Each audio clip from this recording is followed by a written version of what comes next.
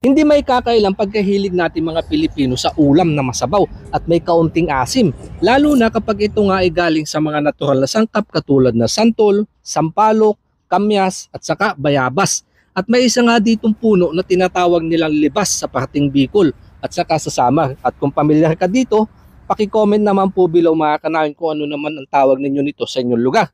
Nahahawig siya sa dahon ng mangga. Pwede din itong kainin ng hilaw at yung lasa niya may kaunting asim at saka pakla. At ito nga po ang gagamitin ko ngayong pangpaasim. Kaya agad lang ako naglinis ng isdang kanuping or emperor fish naman sa English.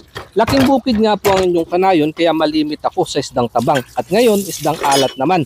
Pagkatapos kong gayatin, saka ko lang naman ito hinugasan. Sunod ako nagpakulo ng tubig at pinalasahan ng kamatis, spring onion, sibuyas at luya. At saka pangpaalat na patis. Saka ko nilinisan yung puso ng saging para may gulay naman.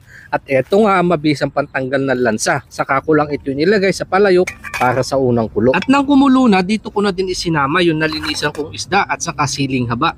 Saka ko lang binalikan yung talbos ng libas para mahimay makuha ko lang yung pinakamurang dahon lamang. At isinama sa palayok.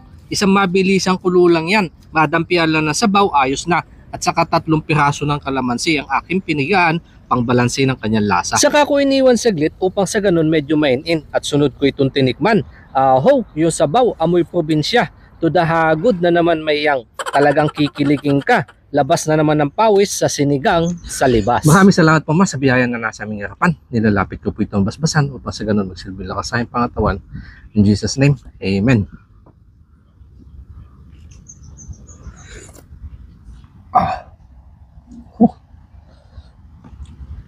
Napakalasa po ng sabaw.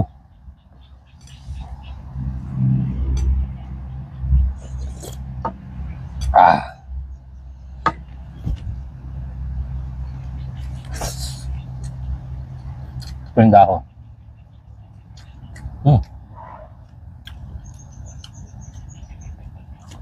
Iba ho talaga yung sarap pag yung mga gamit mong pampaasim. Mga gantong natural na sangkap.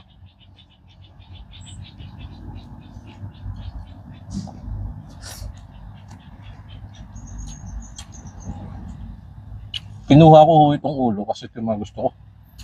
Matinik.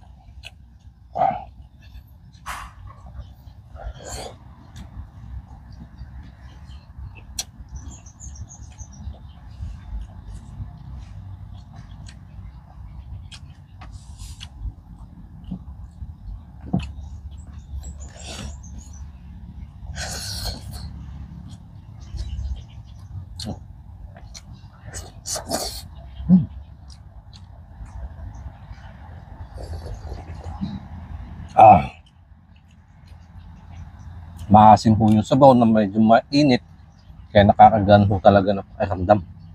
Baba ko na to para mahanginan. Yun.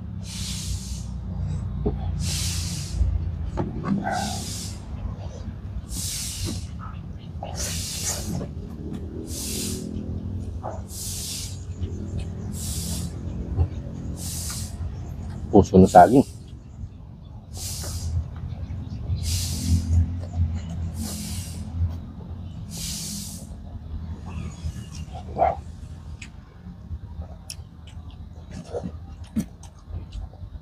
Maasim na medyo malamig ko siya sa bibig. Yung dahon.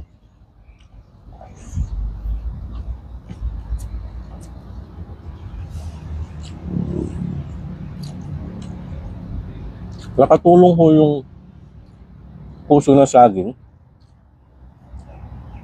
sa sabaw para mawala yung kanyang lansa.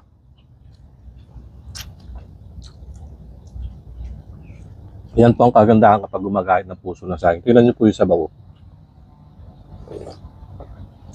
Di ba puti?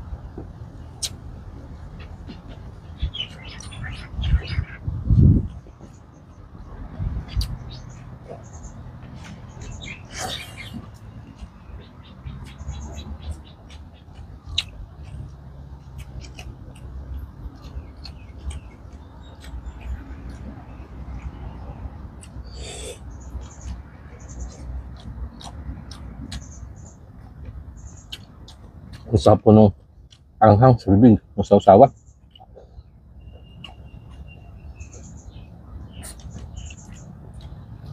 Labas na naman ang pawis.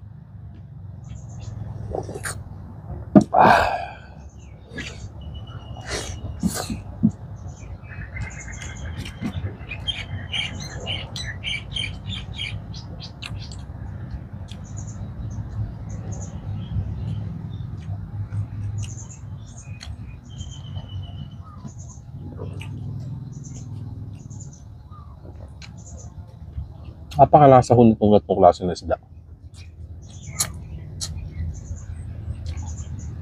Hindi ko kasi ako masyado sa mga isdang alat kasi nga po laking bukid doon yung Kanayon. Ay madalang ako makatikim ng mga ganito.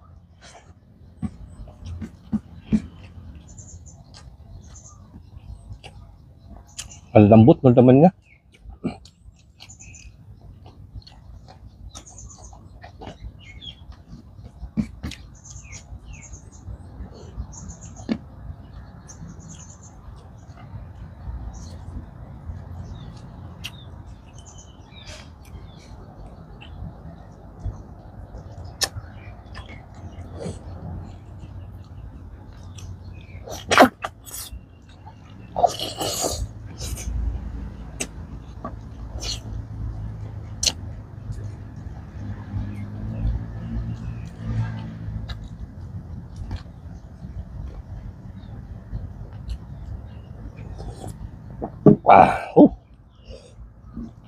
Kulang yung nilabas ko sa bawah.